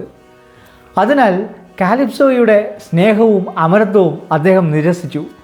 എനിക്ക് വീട്ടിലേക്ക് മടങ്ങണം, അദ്ദേഹം പറഞ്ഞു. എൻ്റെ കുടുംബത്തെ വീണ്ടും കാണണം. ആ മറുപടി കാലിപ്സോയെ ആഴത്തിൽ വേദനിപ്പിച്ചു. സ്വന്തം സ്നേഹം തള്ളിക്കളഞ്ഞതുള്ള ദേഷ്യത്തിലും നിരാശയിലും അവളൊരു കഠിനമായ തീരുമാനമെടുത്തു. ഒഡീസിയസിനെ ദ്വീപിൽ നിന്ന് പോകാൻ അനുവദിക്കാതെ അവൾ തടവിലാക്കി. അങ്ങനെ ഒരു ദിവസമോ ഒരു മാസമോ അല്ല, 7 വർഷക്കാലം ഒഡീസിയസ് ആ ദ്വീപിൽ കുടുങ്ങിക്കിടന്നു. പുറമേ നോക്കുമ്പോൾ അതൊരു സ്വർഗം പോലെയായിരുന്നു. എന്നാൽ അദ്ദേഹത്തിന് അതൊരു തടവറയായിരുന്നു. ഓരോ രാത്രിയും കടൽ തീരത്തിരുന്ന് അദ്ദേഹം ദൂരെയുള്ള ചക്രവാളങ്ങളിലേക്ക് നോക്കും. പെനലോപ്പിയുടെയും ടെലമക്കസിൻ്റെയും ഓർമ്മകൾ അദ്ദേഹത്തെ വേട്ടയാടിക്കൊണ്ടിരുന്നു. അവരെ വീണ്ടും കാണാൻ കഴിയുമോ എന്ന ചിന്തയിൽ അദ്ദേഹം കണ്ണീരോടെ രാത്രികൾ കഴിച്ചുകൂട്ടി. അതേസമയം ദൂരെയായി ഒളിമ്പസ് പർവ്വതത്തിൽ മറ്റൊരാൾ ഒഡീസിയസിൻ്റെ ദുരിതങ്ങൾ നിരീക്ഷിക്കുകയായിരുന്നു. അത് ജ്ഞാനത്തിൻ്റെയും യുദ്ധതന്ത്രങ്ങളുടെയും ദേവതയായ അഥീനയായിരുന്നു. ട്രോജൻ യുദ്ധകാലം മുതൽ തന്നെ അവൾ ഒഡീസിയസിനെ പിന്തുണച്ചിരുന്നു. വർഷങ്ങളായി അദ്ദേഹം അനുഭവിക്കുന്ന ദുരിതങ്ങൾ കണ്ടപ്പോൾ അവളുടെ മനസ്സ് വേദനിച്ചു. അങ്ങനെ ഒടുവിലൊരു ദിവസം അവൾക്ക് മിണ്ടാതിരിക്കാൻ കഴിഞ്ഞില്ല. അഥീന നേരിട്ട് ദേവന്മാരുടെ രാജാവായ സിയൂസിൻ്റെ അടുത്തെത്തി. ഒഡീസിയസ് മതിയായ ശിക്ഷ അനുഭവിച്ചു, അവൾ പറഞ്ഞു. ഇനി അദ്ദേഹത്തെ വീട്ടിലേക്ക് മടങ്ങാൻ അനുവദിക്കണം. അഥീനയുടെ വാദം കേട്ട സിയൂസ് ഒടുവിൽ അത് സമ്മതിച്ചു. കാലിപ്സോയെ വിളിച്ചു വരുത്തി അദ്ദേഹം കൽപ്പിച്ചു ഒഡീസിയസിനെ മോചിപ്പിക്കാൻ. അവൻ്റെ നാട്ടിലേക്ക് മടങ്ങട്ടെ. സിയൂസിൻ്റെ ഉത്തരവിനെ എതിർക്കാൻ കാലിപ്സോയ്ക്ക് കഴിഞ്ഞില്ല. മനസ്സില്ലാ മനസ്സോടെ അവൾ ഒഡീസിയസിനെ സ്വതന്ത്രനാക്കി. അതുമാത്രമല്ല, യാത്രയ്ക്കായി ഒരു വലിയ തോണി നിർമ്മിക്കാൻ പോലും അവൾ സഹായിച്ചു. വീണ്ടും ഒഡീസിയസ് കടലിലേക്ക് യാത്ര തിരിച്ചു. വർഷങ്ങൾക്ക് ശേഷം ഇതാക്കയിലേക്കുള്ള പ്രതീക്ഷ വീണ്ടും അദ്ദേഹത്തിൻ്റെ ഹൃദയത്തിൽ ഉണർന്നു. എന്നാൽ അദ്ദേഹത്തിൻ്റെ ശത്രു ഇപ്പോഴും അദ്ദേഹത്തെ മറന്നിരുന്നില്ല, സമുദ്രദേവനായ പൊസൈഡൻ. ഒഡീസിയസ് രക്ഷപ്പെട്ടുവെന്ന വാർത്ത അദ്ദേഹത്തിൻ്റെ ചെവിയിലെത്തി. ക്രോധത്തോടെ അദ്ദേഹം കടലിനെ വീണ്ടും ഉഗ്രരൂപത്തിലാക്കി. ഭീകരമായ ഒരു കൊടുങ്കാറ്റ് സൃഷ്ടിച്ച് ഒഡീസിയസിൻ്റെ തോണിക്ക് നേരെ അയച്ചു. ആഞ്ഞടിച്ച തിരമാലകൾ തോണിയെ തകർത്തു കളഞ്ഞു. ഒഡീസിയസ് വീണ്ടും മരണത്തിൻ്റെ വക്കിലെത്തി. എങ്ങനെയോ ജീവൻ രക്ഷിച്ച അദ്ദേഹം കൊടുങ്കാറ്റിനോട് പൊരുതി നീന്തിക്കൊണ്ടിരുന്നു. ഒടുവിൽ എല്ലാ ശക്തിയും നഷ്ടപ്പെട്ട അവസ്ഥയിൽ അദ്ദേഹം ഒരു പുതിയ ദ്വീപിൻ്റെ തീരത്തെത്തിച്ചേർന്നു. അത് ഫയേഷ്യ എന്ന ദ്വീപായിരുന്നു. വസ്ത്രങ്ങളൊന്നുമില്ലാതെ ക്ഷീണത്താൽ തളർന്നും ശരീരം മുഴുവൻ മുറിവുകളോടെയും അദ്ദേഹം തീരത്തേക്ക് കയറി. അവസാന ശക്തി നഷ്ടപ്പെട്ടപ്പോൾ മണൽപ്പുറത്ത് വീണുകിടന്ന അദ്ദേഹം ആഴത്തിലുള്ള ഉറക്കത്തിലേക്ക് വഴുതി വീണു.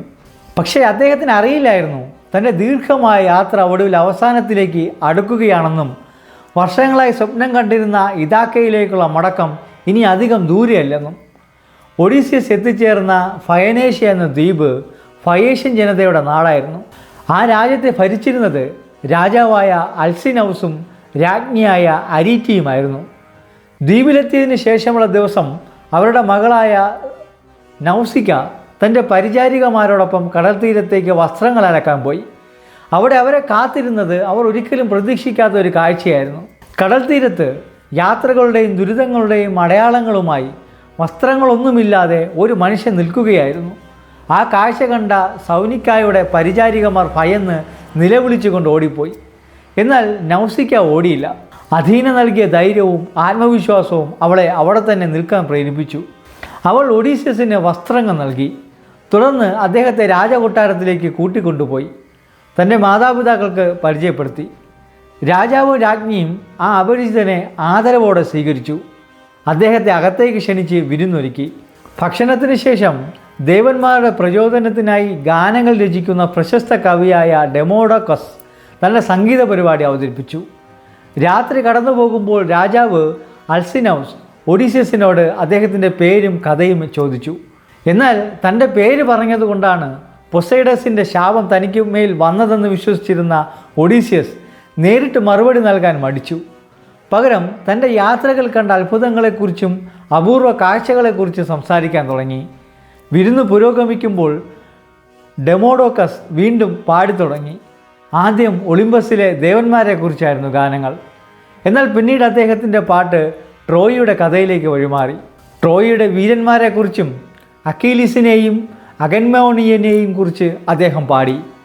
അവസാനം അദ്ദേഹത്തിൻ്റെ ഗാനം എത്തിനിന്നത് ഒരു പേരിലായിരുന്നു: ഒഡീസിയസ്, ട്രോജൻ കുതിരയുടെ സൃഷ്ടാവ്, ഗ്രീക്കുകാരിൽ ഏറ്റവും ബുദ്ധിശാലിയും കൗശലക്കാരനുമായ യോദ്ധാവ്. ട്രോജൻ യുദ്ധത്തിലെ ആ മഹത്തായ വിജയത്തിൻ്റെ കഥ കേട്ട് സദസ്സ് മുഴുവൻ ആവേശത്തോടെ കൈയടിച്ചു. എന്നാൽ മറ്റെല്ലാവരിൽ നിന്നും വ്യത്യസ്തമായി ഒഡീസിയസിൻ്റെ മനസ്സിൽ വിജയത്തിൻ്റെ ഓർമ്മകളല്ല നിറഞ്ഞത്, യുദ്ധത്തിൽ നഷ്ടപ്പെട്ട കൂട്ടുകാരുടെ മുഖങ്ങളായിരുന്നു. അദ്ദേഹം തൻ്റെ വസ്ത്രം കൊണ്ട് മുഖം മറിച്ച് കണ്ണുനീർ തുടച്ചു. എന്നാൽ രാജാവ് അൽസിനൗസ് അത് ശ്രദ്ധിച്ചു. ഒരു സാധാരണ യാത്രികൻ ഇങ്ങനെ പ്രതികരിക്കില്ലെന്ന് അദ്ദേഹത്തിന് തോന്നി. നിങ്ങൾ ആരാണ്? അദ്ദേഹം വീണ്ടും ചോദിച്ചു. ആ നിമിഷം ഒഡീസിയസിന് തൻ്റെ വികാരങ്ങൾ നിയന്ത്രിക്കാൻ കഴിഞ്ഞില്ല. സ്വന്തം കഥ ഇത്ര ദൂരെയെത്തി ജീവിച്ചിരിക്കുന്നുണ്ടെന്ന തിരിച്ചറിവും കവിയുടെ മനോഹരമായ ഗാനവും അദ്ദേഹത്തെ ആഴത്തിൽ സ്പർശിച്ചിട്ടുണ്ടായിരുന്നു. അവസാനം അദ്ദേഹം തൻ്റെ യഥാർത്ഥ തിരിച്ചറിയൽ വെളിപ്പെടുത്തി: ഞാൻ ട്രോജൻ യുദ്ധത്തിലെ ഒഡീസിയസ് ആണ്. അതിനുശേഷം ട്രോയിയുടെ വീഴ്ചയ്ക്ക് ശേഷം കഴിഞ്ഞ 10 വർഷങ്ങളിലെ തൻ്റെ ദുരിതപൂർണ്ണ യാത്രയെക്കുറിച്ച് അദ്ദേഹം വിശദമായി വിശദീകരിച്ചു. നാട്ടിലെത്താനുള്ള ഓരോ ശ്രമവും എങ്ങനെ ദുരന്തത്തിൽ കലാശിച്ചുവെന്നും അദ്ദേഹം പറഞ്ഞു. അദ്ദേഹത്തിൻ്റെ കഥ കേട്ട് രാജാവും രാജ്ഞിയും വിസ്മയഭരിതരായിപ്പോയി. ഇത്ര മഹാനായ ഒരു വീരൻ അവരുടെ അതിഥിയായതിൽ അവർ അഭിമാനം പൂണ്ടു. അതിനാൽ അദ്ദേഹത്തെ സഹായിക്കാൻ അവർ തീരുമാനിച്ചു. അടുത്ത ദിവസം രാവിലെ ഒഡീസിയസ് ഉണർന്നപ്പോൾ തുറമുഖത്ത് ഒരു കപ്പൽ തയ്യാറായി കിടക്കുന്നത് കണ്ടു. അതിൽ യാത്രയ്ക്കാവശ്യമായ എല്ലാം ഉണ്ടായിരുന്നു. സ്വർണവും വെള്ളിയും നിറച്ച സമ്മാനങ്ങളും അദ്ദേഹത്തെ സുരക്ഷിതമായി ഇതാക്കയിലേക്ക് എത്തിക്കാൻ തയ്യാറായ നാവികരും അവിടെ ഉണ്ടായിരുന്നു. നന്ദിയോടെ ഒഡീസിയസ് രാജാവിനോടും രാജ്ഞിയോടും യാത്ര പറഞ്ഞു. ഇപ്പോൾ അദ്ദേഹത്തിൻ്റെ കണ്ണുകൾ ഒരേ ഒരു ലക്ഷ്യത്തിലായിരുന്നു: ഇതാക്ക. വീട് വിട്ടിറങ്ങിയിട്ട് 20 വർഷങ്ങൾക്ക് ശേഷം ഒടുവിൽ ഒഡീസിയസ് തൻ്റെ പ്രിയപ്പെട്ട നാടായ ഇതാക്കയുടെ മണ്ണിൽ കാലുകുത്തി. ഭാര്യയായ പെനലോപ്പിയെയും മകനായ ടെലമക്കസിനെയും വീണ്ടും കാണാനുള്ള നിമിഷം അടുത്തെത്തിയിരിക്കുന്നു. എന്നാൽ അഥീനയ്ക്ക് അറിയാമായിരുന്നു ഒഡീസിയസ് വിട്ടുപോയ ഇതാക്ക ഇനി പഴയ ഇതാക്കയല്ലെന്ന്. അവിടെ പുതിയ അപകടങ്ങൾ കാത്തിരിക്കുന്നുണ്ടായിരുന്നു. അതുകൊണ്ട് അഥീന ഒരു പദ്ധതി ആവിഷ്കരിച്ചു. അവൾ തൻ്റെ മായാജാലം ഉപയോഗിച്ച് ഒഡീസിയസിനെ ഒരു വയോധിക ഭിക്ഷക്കാരൻ്റെ രൂപത്തിലാക്കി മാറ്റി. ആരും തിരിച്ചറിയാത്ത വേഷത്തിൽ മാത്രമേ അദ്ദേഹത്തിന് സ്വന്തം കൊട്ടാരത്തിലേക്ക് കടക്കാൻ കഴിയൂ എന്ന് അവൾ കരുതി. കാരണം കഴിഞ്ഞ 20 വർഷങ്ങളിലായി പെനലോപ്പി ഒറ്റയ്ക്കായിരുന്നു. എല്ലാവരും ഒഡീസിയസ് മരിച്ചുവെന്ന് കരുതിയിരുന്നു. അതുകൊണ്ട് ഗ്രീസിൻ്റെ വിവിധ ഭാഗങ്ങളിൽ നിന്നുള്ള പ്രഭുക്കന്മാർ അവളെ വിവാഹം കഴിക്കാൻ ഇതാക്കയിൽ എത്തിയിട്ടുണ്ടായിരുന്നു. 100-ലധികം വരന്മാർ ഇപ്പോൾ ഒഡീസിയസിൻ്റെ കൊട്ടാരം കൈയടക്കിയിട്ടുണ്ടായിരുന്നു. അവർ അദ്ദേഹത്തിൻ്റെ ഭക്ഷണം കഴിച്ചു, വസ്ത്രങ്ങൾ ഉപയോഗിച്ചു, സമ്പത്ത് പാഴാക്കി. എന്നാൽ ഇത്രയും വർഷങ്ങൾ കഴിഞ്ഞിട്ടും പെനലോപ്പി ഭർത്താവിനോടുള്ള വിശ്വാസം കൈവിട്ടില്ല. ഒഡീസിയസ് തിരിച്ചു വരുമെന്ന പ്രതീക്ഷ അവൾ ഒരിക്കലും ഉപേക്ഷിച്ചിട്ടുമുണ്ടായിരുന്നില്ല. വിവാഹം ഒഴിവാക്കാൻ അവൾ ഒരു ബുദ്ധിപരമായ തന്ത്രം പ്രയോഗിച്ചു. ഒഡീസിയസിൻ്റെ പിതാവിന് വേണ്ടി ഒരു ശവക്കച്ച നെയ്തുകൊണ്ടിരിക്കുകയാണെന്നും അത് പൂർത്തിയാകുമ്പോൾ പുതിയ ഭർത്താവിനെ തിരഞ്ഞെടുക്കാമെന്നും അവൾ പ്രഖ്യാപിച്ചു. പകൽ മുഴുവൻ അവൾ നെയ്യും, പക്ഷേ രാത്രിയായാൽ ആരും കാണാതെ അതേ നെയ്ത്ത് അഴിച്ചു മാറ്റും. 3 വർഷം മുഴുവൻ ഈ തന്ത്രം വിജയകരമായി തുടർന്നു. എന്നാൽ ഒടുവിൽ സത്യം പുറത്തു വന്നു. ഇപ്പോൾ അവൾക്ക് ഒരു വരനെ തിരഞ്ഞെടുക്കേണ്ട സാഹചര്യം വന്നിട്ടുണ്ടായിരുന്നു. എന്നാൽ പെനലോപ്പിക്ക് അറിയില്ലായിരുന്നു അവളുടെ ഭർത്താവ് ഇതിനോടകം തന്നെ ഇതാക്കയിൽ തിരിച്ചെത്തിയിരിക്കുന്നുവെന്ന്. കൊട്ടാരത്തിലേക്ക് പോകുന്നതിന് മുമ്പ് ഒഡീസിയസ് തൻ്റെ ഏറ്റവും വിശ്വസ്തനായ സേവകനായ യൂമിയസിൻ്റെ വീട്ടിലേക്ക് പോയി. വർഷങ്ങൾക്ക് ശേഷം തൻ്റെ രാജാവിനെ കണ്ട യൂമിയസ് സന്തോഷഭരിതനായി. അദ്ദേഹത്തിന് ഭക്ഷണവും വീഞ്ഞും നൽകി. തൻ്റെ യജമാനൻ്റെ രാജ്യം തിരികെ നേടാൻ എന്ത് സഹായവും ചെയ്യാമെന്ന് അദ്ദേഹം വാഗ്ദാനം ചെയ്തു. അതിനിടയിൽ മറ്റൊരാൾ കൂടി അവിടെ എത്തി. അത് ഒഡീസിയസിൻ്റെ മകനായ ടെലമക്കസ് ആയിരുന്നു. മാസങ്ങളായി പിതാവിനെ തേടി വിവിധ ദേശങ്ങളിൽ സഞ്ചരിച്ച അദ്ദേഹം ഇപ്പോൾ നാട്ടിലേക്ക് മടങ്ങിയെത്തിയിരിക്കുന്നു. യൂമിയസിൻ്റെ വീട്ടിൽ ഒരു അപരിചിതനായ വൃദ്ധനൊപ്പം ഭക്ഷണം കഴിക്കുന്നത് കണ്ട ടെലമക്കസ് അകത്തേക്ക് കടന്നു. യൂമിയസിന് ആ ഭിക്ഷക്കാരൻ്റെ യഥാർത്ഥ തിരിച്ചറിയൽ അറിയാമായിരുന്നു. അതുകൊണ്ട് അദ്ദേഹം ഇരുവർക്കും ഒറ്റയ്ക്ക് സംസാരിക്കാൻ അവസരം നൽകാനായി പുറത്തുപോയി. പെനലോപ്പിയെ അറിയിക്കാൻ ടെലമക്കസ് തിരിച്ചെത്തിയ കാര്യം പറയാനായിരുന്നു അദ്ദേഹത്തിൻ്റെ യാത്ര. യൂമിയസ് പോയതോടെ അഥീന വീണ്ടും തൻ്റെ മായാജാലം ഉപയോഗിച്ചു. ഒരു നിമിഷത്തിനുള്ളിൽ ആ വൃദ്ധ ഭിക്ഷക്കാരൻ അപ്രത്യക്ഷനായി. അതിനുശേഷം അവിടെ വന്നത് ട്രോജൻ യുദ്ധത്തിലെ മഹാവീരനായ ഒഡീസിയസ് ആയിരുന്നു. സ്വന്തം കണ്ണുകളെ വിശ്വസിക്കാൻ ടെലമക്കസിന് കഴിഞ്ഞില്ല. വർഷങ്ങളായി നഷ്ടപ്പെട്ടുവെന്ന് കരുതിയ പിതാവ് തൻ്റെ മുന്നിൽ നിൽക്കുകയായിരുന്നു. അദ്ദേഹം കണ്ണീരോടെ മുട്ടുകുത്തി പിതാവിനെ ചേർത്ത് പിടിച്ചു. 20 വർഷത്തെ വേർപാടിന് ശേഷം ഒരു പിതാവും മകനും വീണ്ടും ഒന്നിക്കുകയായിരുന്നു. എന്നാൽ ആ സന്തോഷ നിമിഷം അധിക നേരം നീണ്ടു നിന്നില്ല. കാരണം ഒഡീസിയസിന് ഇപ്പോഴും ഒരു ദൗത്യം ബാക്കിയുണ്ടായിരുന്നു. തൻ്റെ കൊട്ടാരം കൈയടക്കിയിരിക്കുന്ന വരന്മാരെ നേരിടണം. അതിനായി അദ്ദേഹം വീണ്ടും ഭിക്ഷക്കാരൻ്റെ വേഷം ധരിച്ചു. ആ വേഷത്തിൽ അദ്ദേഹം കൊട്ടാരത്തിലേക്ക് പ്രവേശിച്ചു. അവിടെ എത്തിയപ്പോഴാണ് ഒരു പുതിയ വാർത്ത അദ്ദേഹം അറിഞ്ഞത്. പെനലോപ്പി തൻ്റെ അടുത്ത ഭർത്താവിനെ തിരഞ്ഞെടുക്കാൻ ഒരു മത്സരം സംഘടിപ്പിച്ചിരിക്കുകയായിരുന്നു. ഒഡീസിയസിൻ്റെ ജീവിതത്തിലെ അവസാനവും നിർണായകവുമായ ഏറ്റുമുട്ടലിന് വേദി ഒരുങ്ങിക്കൊണ്ടിരുന്നു. കൊട്ടാരം മുഴുവൻ നിറങ്ങി നിന്നിരുന്ന വരന്മാരുടെ മുന്നിൽ പെനലോപ്പി തൻ്റെ തീരുമാനം പ്രഖ്യാപിച്ചു. ഞാൻ വിവാഹം കഴിക്കുക ഒരു അമ്പുപയോഗിച്ച് നിരനിരയായി വച്ചിരിക്കുന്ന 12 കോടാലികളുടെ വളയങ്ങളിലൂടെ കൃത്യമായി അമ്പെയ്യാൻ കഴിയുന്ന ആ മനുഷ്യനെയാണ്. വാർത്ത പറഞ്ഞതോടെ ഇതാക്കയിലെ എല്ലാ വരന്മാരും മത്സരത്തിനായി മുന്നോട്ട് വന്നു. എന്നാൽ പെനലോപ്പി മറ്റൊരു നിബന്ധനയും മുന്നോട്ട് വച്ചു. മത്സരാർത്ഥികൾ എല്ലാവരും ഉപയോഗിക്കേണ്ടത് ഒഡീസിയസിൻ്റെ മഹാവില്ലായിരിക്കണം. വർഷങ്ങളായി കൊട്ടാരത്തിൽ സൂക്ഷിച്ചിരുന്ന ആ വില്ല് സാധാരണ ആയുധമല്ലായിരുന്നു. അതിൻ്റെ ശക്തിയും ഭാരവും കാരണം ഒഡീസിയസിന് പുറമെ മറ്റാർക്കും അത് എളുപ്പത്തിലെടുത്ത് ഉപയോഗിക്കാൻ കഴിയില്ലെന്ന് പെനലോപ്പിക്ക് ഉറപ്പായിരുന്നു. അത് അവരുടെ മറ്റൊരു ബുദ്ധിപരമായ തന്ത്രമായിരുന്നു. ഒരാളിന് പിന്നാലെ മറ്റൊരാൾ മുന്നോട്ട് വന്നു, വില്ല് കയ്യിലെടുത്തു. പക്ഷേ വില്ലിൻ്റെ ചരട് കെട്ടാൻ പോലും അവർക്കായില്ല. ചിലർ ശക്തിപ്രയോഗം നടത്തി, മറ്റു ചിലർ വീണ്ടും ശ്രമിച്ചു. എന്നാൽ എല്ലാവരും പരാജയപ്പെട്ടു. കൊട്ടാരം മുഴുവൻ നിരാശ നിറഞ്ഞു. അപ്പോഴാണ് ഒരു വയോധിക ഭിക്ഷക്കാരൻ മുന്നോട്ട് വന്നത്. അത് മറ്റാരുമല്ല, വേഷം മാറിയ ഒഡീസിയസ് തന്നെയായിരുന്നു. എനിക്കും ഒരവസരം തരാമോ എന്ന് അദ്ദേഹം ശാന്തമായി ചോദിച്ചു. അത് കേട്ടതോടെ കൊട്ടാരം മുഴുവൻ പൊട്ടിച്ചിരിച്ചു. ഒരു ഭിക്ഷക്കാരൻ ഇതൊക്കെ സാധിക്കുമോ എന്ന് പരിഹസിച്ച് എല്ലാവരും ആർത്തിച്ചിരിച്ചു. എന്നാൽ ആ ചിരി അധിക നേരം നീണ്ടു നിന്നില്ല. ഒഡീസിയസ് വില്ല് കയ്യിലെടുത്തു. ഒരു നിമിഷം കൊണ്ട് യാതൊരു പ്രയാസവുമില്ലാതെ അദ്ദേഹം അതിൻ്റെ ചരട് കെട്ടി.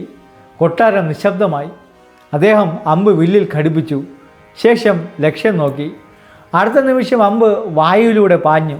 എല്ലാവരുടെയും കണ്ണുകൾ അതിനെ പിന്തുടർന്നു. അമ്പ് ഒന്നിനു പിന്നാലെ ഒന്നായി 12 കോടാലികളുടെ വളയങ്ങളിലൂടെ കടന്നുപോയി, ഒരു തെറ്റുപോലുമില്ലാതെ. ഒരു നിമിഷം മുഴുവൻ കൊട്ടാരവും നിശബ്ദമായി പോയി. അപ്പോഴാണ് സത്യം എല്ലാവർക്കും മനസ്സിലായത്. ഈ മനുഷ്യൻ ഒരു ഭിക്ഷക്കാരനല്ല, അത് ഒഡീസിയസ് ആയിരുന്നുവെന്ന്. ഇതാക്കയുടെ യഥാർത്ഥ രാജാവ്. എന്നാൽ തൻ്റെ വീട് നശിപ്പിക്കുകയും കുടുംബത്തെ അപമാനിക്കുകയും ചെയ്തവരോട് ഒഡീസിയസിന് ക്ഷമിക്കാനായില്ല. വില്ലിപ്പോൾ മത്സരത്തിനുള്ള ആയുധമല്ലായിരുന്നു, അത് പ്രതികാരത്തിൻ്റെ ആയുധമായി മാറി. ഒഡീസിയസ് അമ്പുകൾ ഒന്നിനു പിന്നാലെ ഒന്നായി എയ്തു തുടങ്ങി. വരന്മാർ ഓരോരുത്തരായി നിലംപതിച്ചു. ഭയന്നുപോയ അവർ സ്വന്തം ആയുധങ്ങൾ തേടി ഓടി. പക്ഷേ എവിടെയും അവ കണ്ടെത്താനായില്ല. കാരണം മത്സരം ആരംഭിക്കുന്നതിന് മുമ്പ് തന്നെ ടെലമക്കസ് അവരുടെ എല്ലാ ആയുധങ്ങളും ഒളിപ്പിച്ചു വെച്ചിരുന്നു. അങ്ങനെ അവർ പൂർണ്ണമായും നിരായുധരായി. അല്പസമയത്തിനകം യൂമിയസും പോരാട്ടത്തിൽ പങ്കുചേർന്നു. ഒഡീസിയസും ടെലമക്കസും യൂമിയസും ചേർന്ന് കൊട്ടാരം കൈയടക്കിയിരുന്ന വരന്മാരെ നേരിട്ടു. കടുത്ത പോരാട്ടം നടന്നു.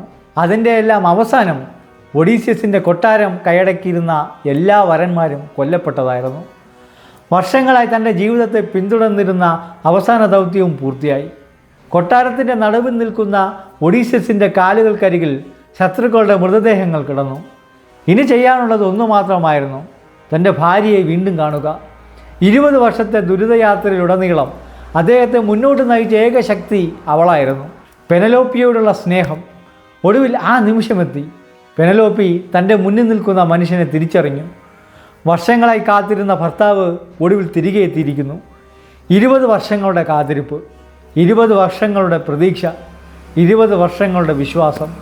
എല്ലാം ആ ഒരൊറ്റ നിമിഷത്തിൽ സഫലമായി. വികാരഭരിതയായ പെനലോപ്പി ഒഡീസിയസിനെ ചേർത്ത് പിടിച്ചു. വർഷങ്ങളെ അടക്കി വച്ച കണ്ണീർ അവളുടെ കണ്ണുകളിൽ നിന്ന് ഒഴുകി. ഒഡീസിയസും അതേ വികാരത്തിൽ തന്നെയായിരുന്നു.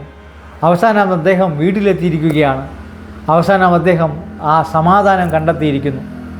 എന്നാൽ പെനലോപ്പിക്ക് ഇപ്പോഴും ഒരു ചോദ്യം ബാക്കിയുണ്ടായിരുന്നു. അവൾ മൃദുവായി ചോദിച്ചു, ഇത്രയും വർഷങ്ങൾ എവിടെയായിരുന്നു നിങ്ങൾ? ആ ചോദ്യം കേട്ടപ്പോൾ ഒഡീസിയസിൻ്റെ മുഖത്ത് ഒരു ചെറു പുഞ്ചിരി വിരിഞ്ഞു. കണ്ണുകളിൽ കണ്ണുനീർ തിളങ്ങുന്നുണ്ടായിരുന്നു. അദ്ദേഹം ഭാര്യയെ നോക്കി. ശേഷം തൻ്റെ ജീവിതത്തിൽ ഏറ്റവും ദൈർഘ്യമേറിയ കഥയെ ഓർത്തുകൊണ്ട് ഒരു ലളിതമായ മറുപടി നൽകി. എവിടെ നിന്നാണ് ഞാൻ തുടങ്ങേണ്ടത്? അങ്ങനെ ട്രോജൻ യുദ്ധത്തിൻ്റെ വീരനും സമുദ്രങ്ങളിലൂടെ അലങ്ങിതിരിഞ്ഞ യാത്രികനുമായ ഒഡീസിയസിൻ്റെ മഹത്തായ യാത്ര അവിടെ അവസാനിക്കുകയാണ്. എന്നാൽ അദ്ദേഹത്തിൻ്റെ കഥ അവസാനിച്ചിട്ടില്ല. ധൈര്യത്തിൻ്റെയും ബുദ്ധിയുടെയും സഹനത്തിൻ്റെയും സ്നേഹത്തിൻ്റെയും ആ കഥ ആയിരക്കണക്കിന് വർഷങ്ങൾ കഴിഞ്ഞിട്ടും ഇന്നും മനുഷ്യൻ പറഞ്ഞുകൊണ്ടേയിരിക്കുന്നു. മറ്റൊരു വീഡിയോയിൽ വീണ്ടും കാണാം. അതുവരേക്കും ബൈ.